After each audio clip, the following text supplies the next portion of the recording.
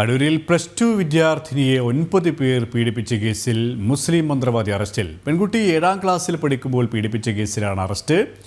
ആദികാട്ടുകുളങ്ങര സ്വദേശി ബദർ സമലാണ് പിടിയിലായത്. വിവരങ്ങളുമായി മിഥുൻ മുരളി ചേരുകയാണ്. മിഥുൻ, മുസ്ലിം മന്ത്രവാദിയാണ് ഒരു സംഭവവുമായി ബന്ധപ്പെട്ട് ഇപ്പോൾ അറസ്റ്റിലായിരിക്കുന്നത്. അറസ്റ്റുമായി ബന്ധപ്പെട്ട പോലീസ് നൽകുന്ന വിശദീകരണം എന്താണ്? KP 9 പേർ പീഡിപ്പിച്ചു എന്ന പെൺകുട്ടിയുടെ മൊഴിയിൽ ആദ്യം പെൺകുട്ടിക്ക് പീഡനം നേരിട്ടത് തങ്ങൾ എന്ന് വിളിക്കുന്ന ആദിക്കാട്ടുകുളങ്ങര സ്വദേശി 62 വയസ്സുള്ള ബദർ സമൻ എന്നയാളിൽ നിന്നുമാണ്. ഈ പീഡന വിവരങ്ങൾ കഴിഞ്ഞ ദിവസമാണ് പുറത്തു വന്നത്. പെൺകുട്ടി സ്കൂളിൽ പോകാൻ മടിച്ചതിനെ തുടർന്ന് പ്രത്യേക കൗൺസിലിംഗ് ഏർപ്പെടുത്തിയിരുന്നു.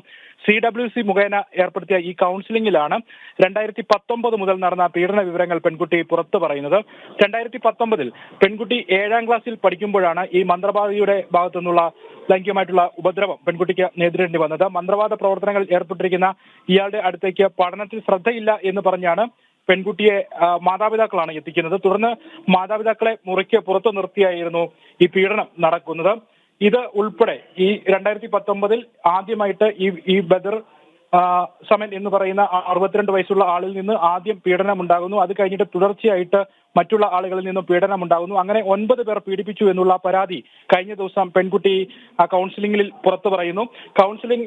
CWC ഏർപ്പെടുത്തിയിരിക്കുന്ന ഈ കൗൺസിലിംഗ് നടത്തിയ അധികൃതർ പിന്നീട് പോലീസിൽ വിവരം അറിയിക്കുകയായിരുന്നു. പോലീസ് 9 കേസുകൾ കഴിഞ്ഞ ദിവസം രജിസ്റ്റർ ചെയ്തു. അടൂർ പോലീസാണ് 9 കേസുകൾ രജിസ്റ്റർ ചെയ്തത്. അതിൽ ഈ ബദർ സമീൻ ഉൾപ്പെടുന്ന കേസ് നൂറനാട് പോലീസിന് പിന്നീട് കൈമാറുകയായിരുന്നു. നൂറനാട് പോലീസാണ് ഇപ്പോൾ ഈ മന്ത്രവാദി ബദർ സമനെ അറസ്റ്റ് ചെയ്തിരിക്കുന്നത്.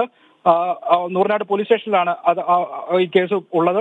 മറ്റു കേസുകളിലായിട്ട് 4 പ്രതികൾ കഴിഞ്ഞ ദിവസങ്ങളിൽ അറസ്റ്റിലായിരുന്നു. മൊത്തം 9 പ്രതികളുണ്ട്.